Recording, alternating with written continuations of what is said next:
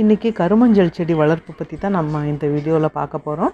கருமஞ்சள் செடி எங்கே கிடைக்கும், எப்படி வளர்க்கணும் அப்படிங்கிறத பற்றியெல்லாம் நம்ம இந்த வீடியோவில் பார்க்கலாம்.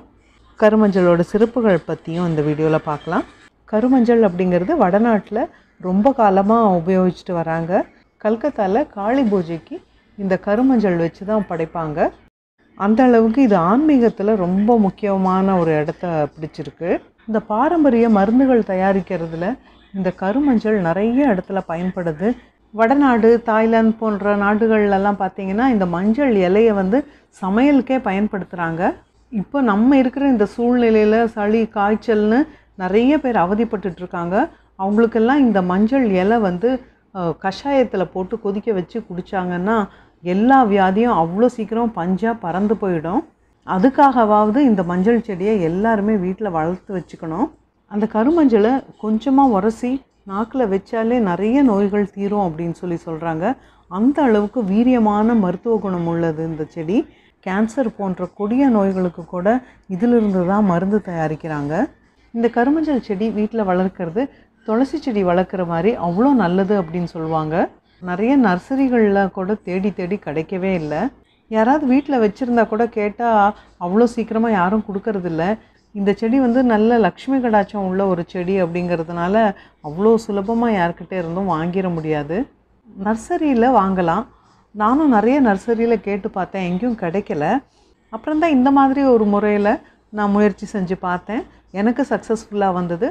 எங்கள் வீட்டில் இப்போது கருமஞ்சள் செடி இருக்குது. வாங்க, அது என்ன முறை அப்படிங்கிறது நான் இந்த வீடியோவில் உங்களுக்கு சொல்லித்தரேன். நீங்களும் உங்கள் வீட்டில் கருமஞ்சள் செடி வளர்க்கலாம். உங்களுக்கும் சுலபமாக இந்த கருமஞ்சள் செடி கிடைக்கும். கருமஞ்சள் செடிங்கிறது மஞ்சள் செடி மாதிரி தான் இருக்கும். ஆனால் இதில் என்ன ஒரு வித்தியாசம் அப்படின்னா, சாதாரணமாக உள்ள மஞ்சள் இலையில் முழுசுமே பச்சையாக தான் இருக்கும். ஆனால் இந்த கருமஞ்சள் செடியில் பார்த்திங்கன்னா நடுவில் அந்த கோடு இருக்குது பார்த்திங்களா, அந்த கோடு கருப்பாக இருக்கும். அதுதான் அந்த சாதாரண மஞ்சளுக்கும் கருமஞ்சள் செடிக்கும் உள்ள வித்தியாசம் நம்ம கண்டுபிடிக்க முடியும். கருமஞ்சள் கிழங்கு நாட்டு மருந்து கடையில் கேட்டிங்கன்னா கிடைக்கும். இந்த மாதிரி கருமஞ்சள் இருக்கும். இதிலிருந்து நல்ல கெட்டியாக இருக்கிற, உருண்டையாக இருக்கிற ஒரு கிழங்கு வாங்கிட்டு வந்துடணும். கருமஞ்சள் கிழங்கு கொஞ்சம் விலை அதிகம்தான். பாருங்கள், இந்த ஒரு சின்ன கிழங்கே நான் 40 ரூபாய்க்கு வாங்கிட்டு வந்தேன். அந்த கிழங்கு வாங்கும்போது நல்ல கெட்டியாக உருண்டையாக இருக்கிற கிழங்காக பார்த்து வாங்கிக்கோங்க. இதை வச்சு தான் நம்ம செடி உருவாக்க போகிறோம். ஆனால் சாதாரண மஞ்சள் செடியை நம்ம கடையிலேருந்து வாங்குகிற மஞ்சள்லேருந்து விளைய வைக்க முடியாது. இந்த கருமஞ்சளை நான் ரொம்ப கஷ்டப்பட்டு தான் முளைக்க வச்சேன். சாரிங்க, இந்த ப்ராசஸை நான் ஒரு டெஸ்டிங்காக தானே ஆரம்பித்தேன். அதனால் நான் கிழங்கு வாங்கினது, அந்த முதல்ல தண்ணியில் போட்டது, அதெல்லாம் வீடியோ எடுக்காமல் விட்டுட்டேன். கொஞ்சம் பலன் தெரிஞ்சதுக்கப்புறம் தான் இது உங்களோட ஷேர் பண்ணோம் அப்படிங்கிறதுக்காக நான் அதுக்கப்புறம் தான் வீடியோ எடுக்க ஆரம்பித்தேன். அப்போவும் அந்த கிழங்கு இந்த சைஸ் தான் இருந்ததுங்க. சரி வாங்க, இப்போ நம்ம வீடியோவை கண்டினியூ பண்ணலாம். இந்த கருமஞ்சள் கிழங்கை வாங்கிட்டு ஒரு வாட்டி நல்லா கழுவிட்டு ஒரு கிண்ணத்தில் தண்ணியை ஊற்றி அதில் நான் போட்டு வச்சுட்டேன். இதை கிச்சன் மேடையிலே ஒரு ஓரமாக வச்சுட்டேன். டெய்லி இந்த பழைய தண்ணியை கொட்டிட்டு புது தண்ணியை ஊற்றி ஊற்றி வச்சுட்டே இருந்தேன். 1 மாதம் வெயிட் பண்ணேன், எதுவுமே மாறுதல் இல்லை. நானும் வளருமா வளராதா அப்படின்னு ரொம்ப பொறுமையாக தான் வெயிட் பண்ணிகிட்டு இருந்தேன். இருந்தாலும் இன்னும் ட்ரை பண்ணலாம் அப்படின்னு சொல்லிட்டு இன்னும் ஒரு 15 நாள் சரி என்ன ஆக போகுது, அது பாட்டுக்கு ஊறிட்டு இருக்கட்டுமே அப்படின்னு விட்டுட்டேன். ஆனால் தண்ணியை மட்டும் ரெகுலராக நான் ஒரு நாள் விட்டு ஒரு நாள் மாற்றி வச்சுட்டே வந்தேன். அப்புறம் ஒரு நாள் பார்த்தோன்னா தண்ணி கொஞ்சம் குறைஞ்சிடுச்சு, நான் கவனிக்கலை. இந்த கிழங்கு கொஞ்சம் மேலாக்க தெரிகிற மாதிரி ஆச்சு. அதுக்கப்புறம் பார்த்திங்கன்னா இந்த மாதிரி லேசாக முளைக்கிற மாதிரியான ஒரு சிம்டம் இருந்தது. அப்போ தான் ஒரு நம்பிக்கை வந்தது, இந்த கிழங்கு வளரும் அப்படின்னு. சரி, நம்ம 1.5 மாதம் பொறுத்துட்டு இருந்ததுக்கு நல்ல பலன் கிடச்சிருக்கு அப்படின்னு நினச்சேன். அப்புறம் மறுபடியும் நான் தண்ணியை ஊற்றி அது தண்ணியிலே போட்டு வச்சுருந்தேன். அப்போவும் அது ரொம்ப மெதுவாக தான் முளைச்சி வந்தது. அதுக்கப்புறம் எதேச்சியாக பார்த்திங்கன்னா ஒரு நாள் அந்த 5 ரூபாய் காயின் ஒன்று அதுக்குள்ளே விழுந்துருச்சு. அதுக்கப்புறம் பார்த்திங்கன்னா ரொம்ப வேகமாக நிறைய அந்த மாதிரி முளை வந்தது. இப்போ பார்த்திங்கன்னா இந்த கிழங்குல பாருங்கள், சைட்லலாம் எவ்வளோ முளை இருக்குன்னு. எனக்கு இந்த மாதிரி வந்ததுமே ரொம்ப சந்தோஷம் ஆயிடுச்சு. இன்னும் கொஞ்சம் வளரட்டும் அப்படின்னு சொல்லிட்டு அதிலே போட்டு வச்சுருக்கேன். இப்போ கொஞ்சம் நல்லா எல்லாம் வளர்ந்துருச்சு பாருங்கள். இப்போ இதை நம்ம மண்ணில் வச்சிடலாம். இந்த தொட்டியில் நான் மண் போட்டு ரெடி பண்ணி வச்சுருக்கேன். இதில் செம்மண் ஒரு பங்கு, கோகோபீட் ஒரு பங்கு, மண்புழு உரம் ஒரு பங்கு போட்டு கலந்து வச்சுருக்கேன். இதில் தான் இதை நட்டு வைக்கலாம். பார்க்கலாம் என்ன ஆகுது அப்படிங்கிறது. கொஞ்சமாக இப்படி தோண்டி விட்டுட்டு இதில் இந்த செடியை வச்சிடுறேன். இந்த நல்ல கொஞ்சம் பெருசாக முளை இருக்கு இல்லையா, அதை கொஞ்சம் மேலே இருக்கிற மாதிரி வச்சுக்கலாம்.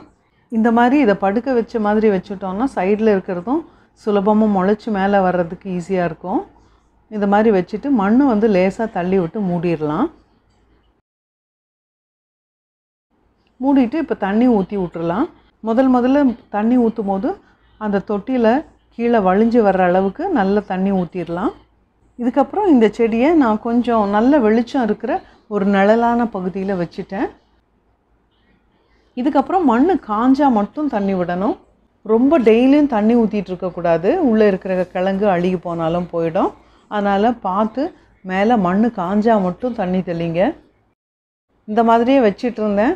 ஒரு வாரம் 10 நாள் ஆகும்போது கொஞ்சம் அந்த முளை வந்து மேலே முளைச்சி வந்துச்சு. இந்த மாதிரி அந்த குருத்து நாளுக்கு நாள் டெய்லி 1 சென்டிமீட்டர் இல்லைன்னா 1 இன்ச் அந்த அளவுக்கு அது வளர்ந்துட்டே வந்தது.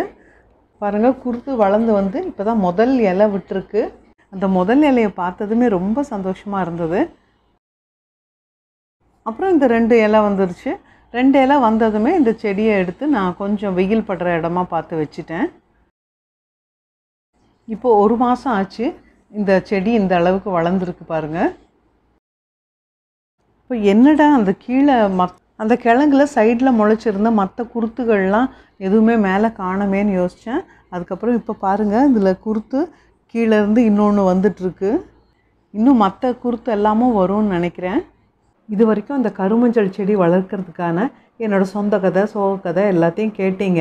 கருமஞ்சள் செடி வளர்க்குறதுக்கான டிப்ஸை நான் ஷார்ட்டாக சொல்லிடுறேன். முதல்ல அந்த கருமஞ்சள் கிழங்கை வாங்கிட்டு வாங்க. நாட்டு மருந்து கடையில் கிடைக்கும். அதை வந்து ஒரு 10-15 நாளைக்கு நல்ல முழுசாக தண்ணியில் மூழ்கிற அளவுக்கு போட்டு வைங்க.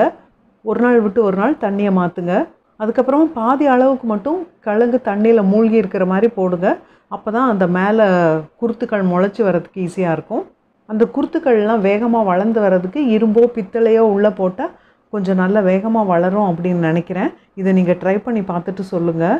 இந்த குருத்துக்கள்லாம் நல்லா வளர்ந்ததுக்கப்புறமா 1 பங்கு கொக்கோபீட், 1 பங்கு செம்மண், 1 பங்கு மண்புழு உரம், கொஞ்சம் மணல் கூட சேர்த்துக்கலாம். இதெல்லாம் கலந்து ஒரு தொட்டியில் போட்டு அதில் இதை நட்டு வச்சுடுங்க. முதல்ல 2 இலை வர்ற வரைக்கும் நிழல்லையே வளர்த்துக்கோங்க. அதுக்கப்புறமா நீங்கள் எடுத்து கொஞ்சம் வெயிலில் வைக்கலாம். இப்போ இந்த செடியை எப்படி வளர்க்குறது, எவ்வளோ பொறுமை தேவை அப்படிங்கிறதெல்லாம் நான் உங்களுக்கு சொல்லிட்டேன். நீங்களும் உங்கள் வீட்டில் முயற்சி பண்ணி பாருங்கள். இப்போ சென்னையில் அடிக்கிற இந்த வெயிலுக்கு இலையெல்லாம் அவ்வளோ சீக்கிரமாக காயுது.